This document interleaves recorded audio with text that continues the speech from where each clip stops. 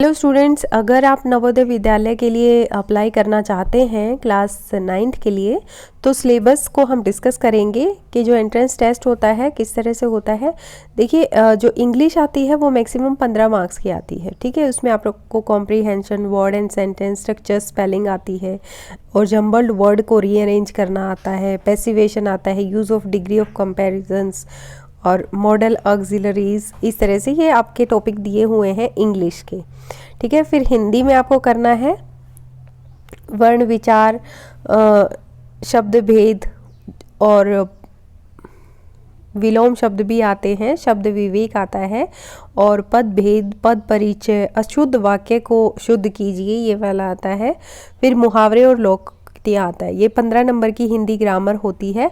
अपठित बोधात्मक प्रश्न, मतलब आपको एक पैरा दिया जाएगा, उसमें से आपको क्वेश्चंस के आंसर ढूंढ के उसमें मार्क करना है। फिर आता है आपका जैसे साइंस का है, ठीक है। तो साइंस में फर्स्ट चैप्टर होगा food, crop production and management, micro organism, food preservation.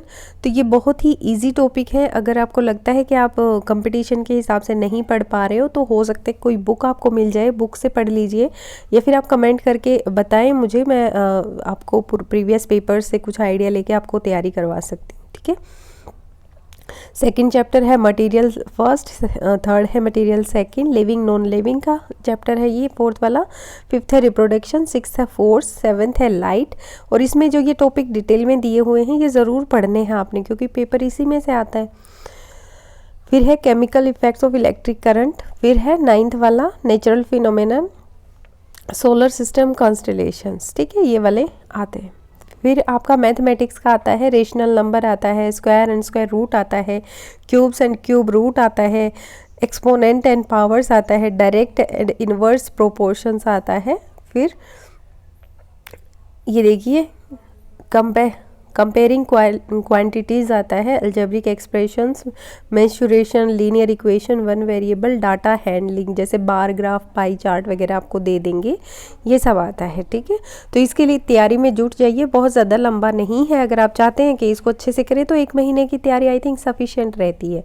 अभी बीच बीच में इसको पढ़ते रहिए, और फिर क्योंकि एग्ज़ाम बहुत लेट है तो आप एग्ज़ाम होने के बाद कर सकते हो, और बार बार रिवाइज़ करोगे तो सिलेक्शन को कोई रोक ही नहीं सकता। इसलिए अच्छे से पढ़ना शुरू कीजिए, कोई बुक खरीद लीजिए और उसमें से जब भी टाइम मिले एक एक चैप्टर करके पूरा कवर कीजिए। Thank you for watching life science cafe.